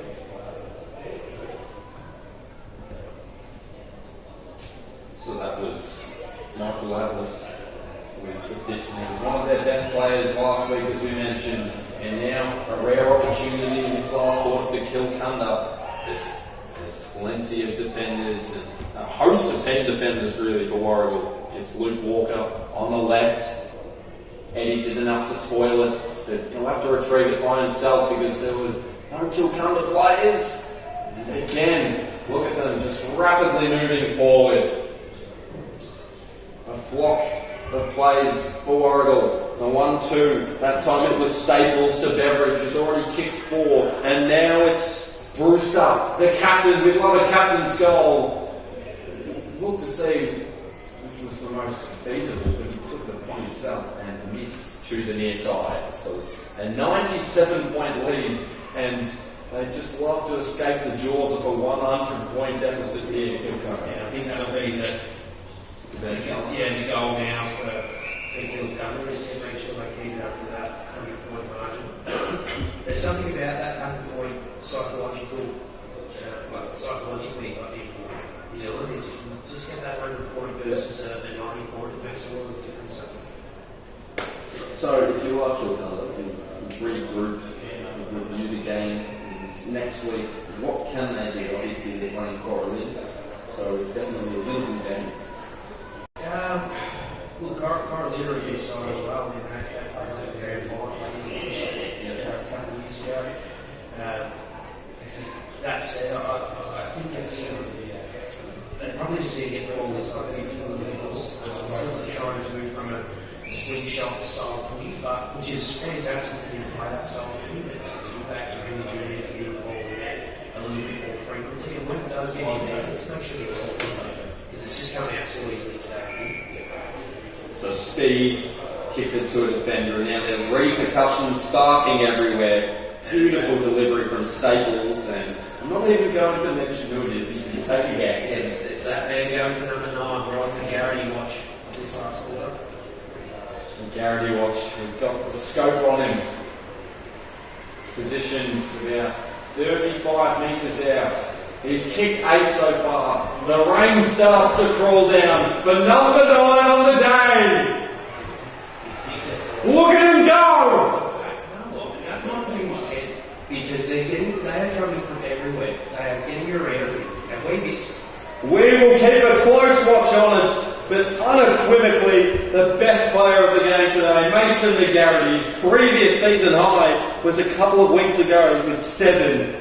And now I reckon that was his head. we'll say 10? I'm going to go with it because it's a little bit odd that you would get around him like that for number 9. So let's have a look and see, because if he kicks one ball and he... It's inevitable, isn't it? Yeah, well, if he kicks one ball and the celebrations are a little dour, then we'll say he's already kicked the 10. So this time Brewster is barging through and taking it high, potentially with speed. He's been resilient in this last quarter. That's a nice loft ball over the top. See if they can steer one forward. They do. And into the hands of Michael Level. And as we mentioned, that 100-point deficit was finally right. Yeah, 10 goals and he could be on the 100 points. Takes a toll.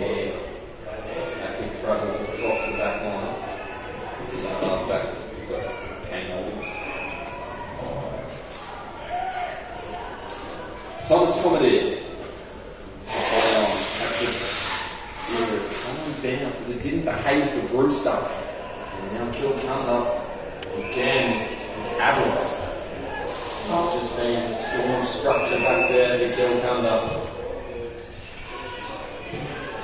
Disperse it out wide again. This time it's the Sando. I'm not sure how it wasn't affected by Grannis. And now it's back again. Influential in this second half. Beautiful ball. The delivery was nice. The Hefford. He's kicked.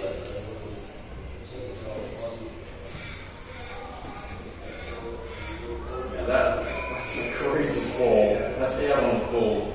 You can see what he's trying to do. He had a few numbers out of that outer side, but just the delivery looked that great. Sure, where's McGarry now? That's all I've been looking forward to. I was about to say, not sure whether you can see on the broadcast or not, but there seems to be some smoke. Now, I think that might emanate from Gibson McGarry. That's hugged up against the boundary line, and that is a fitting finish. Was it Hefford? That's one of the runners. I think it might be Hefford. Either way, that's had to be It was precise.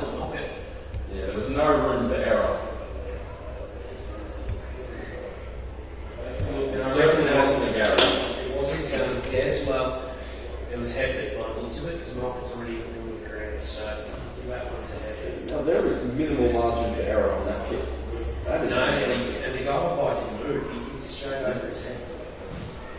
So nearly 25 minutes into this last quarter, it has been a day out for Warragul.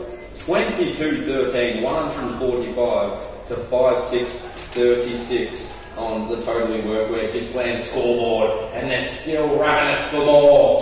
Here's Oldham honouring the voice of Peck.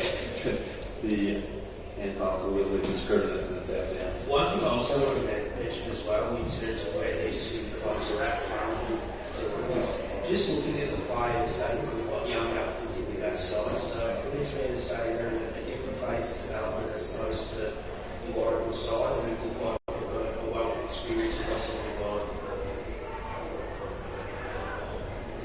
So, Kilcunda now, I guess, edging it forward. His foot, he's back up on his feet, and Baxter, with use of the body. Hard to catch him, you'd think. He's still over the top if he needs, but he's quickly course. And it's impeccable defence by Adrian Descender. Like he's going to cross up back and he can put a run, a little drop, Now, you think that you're really having additional moments? yes, I think that Nick Good is definitely happy with his performance today.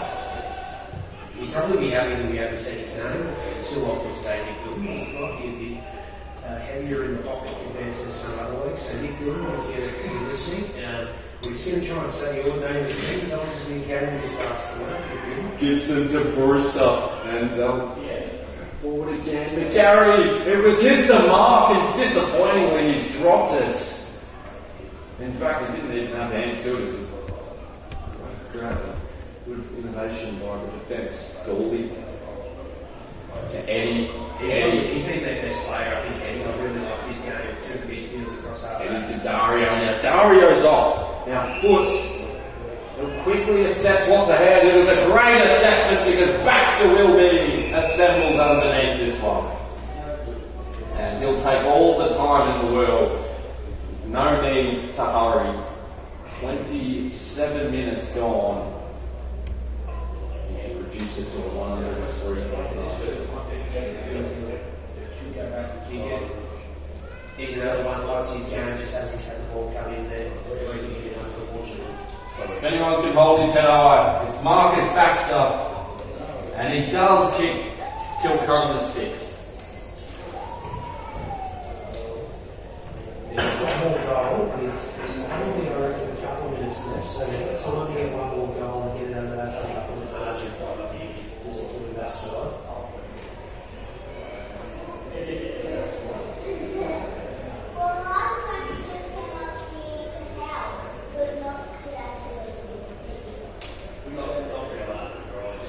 over 27 and a half minutes.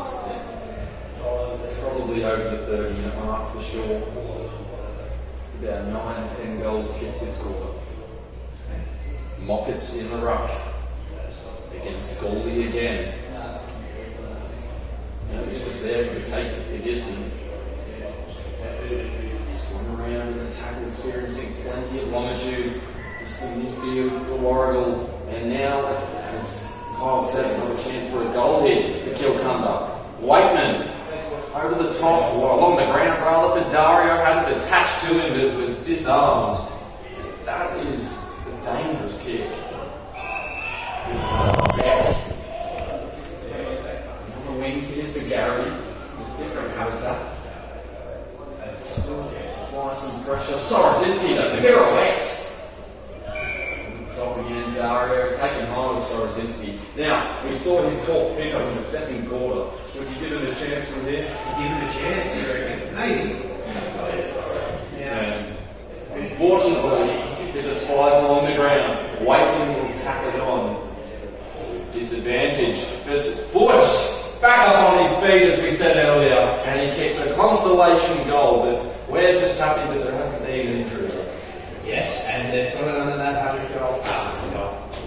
That'd be a good margin. That 100 point deficit, 21 minutes, 9 in this final term. So, really, that's the sake. I think they'll be hoping the siren goes very shortly.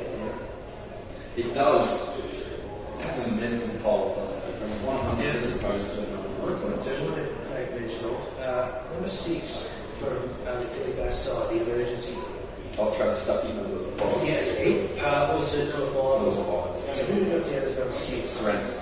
So Brent looks like he's about 12. I reckon he's a very young and raw player, so great to see that they're giving some of their young players a go. I do exaggerate saying he's 12, but I reckon he'd be no older than 16, so he's obviously got the right future and he's been playing senior football at such a young age. So remember the name. Travis Tucky, or rather, Ashton Grants. Yeah, they might even come to me and say, Kyle, he's 25, but based off what I saw before, he looks no older than 15 to 16. Skips into the hands of Mackenzie. Ablets.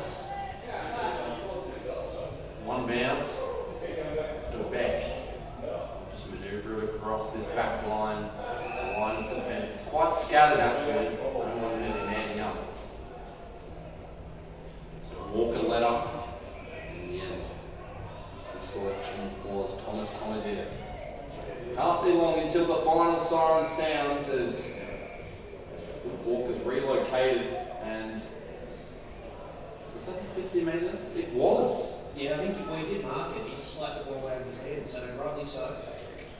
Now, Wasn't the set. I'm on comparative watch here because we'll be moving around.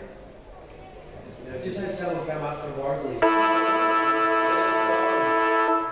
They started playing pretty hard when he kicked the last one, That's so what he his said. name has been 10. Siren sounds. Luke Walker will have the final say. It's a 97-point lead at the moment. It's plenty on it. It's a torpedo. It won't get there. But it doesn't matter. It is a monstrous effort by Warragul. 22-13, 145 to 7-6, 48 on the totally workwear Gippsland scoreboard. Just couldn't get that 100 goal. Again, 100-point margin in the end of Dusty's, but a great game nonetheless. And we reckon we've just spoken with the Warragul customers in the room. We're pretty certain that Gary did end up with 10, which we did think was the case at the time. Just based off the way they celebrated. So, yeah, great game. And I've no doubt that we'll be speaking about it in the post-game show. We get 3 votes. I won't actually even read off my votes. Go for it. While we go into Post-game show brought to you by Hughes by King G. Kyle Pope. So I'm giving my one vote. I think he was the best player on the ground for Billy Bastide, and that's not what he said. And anyway, I liked his game. He gave his all throughout the day. Maybe apologies to others back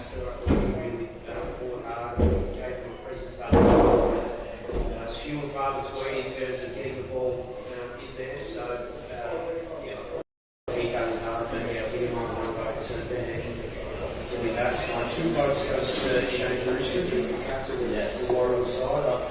I think he's guarding presses across our back and later pushing to the midfield in the second half. I think he was one of the better players on the ground. So 2 to Shane Brewster. Beyond relaxed. Yeah, he was just calm and composed.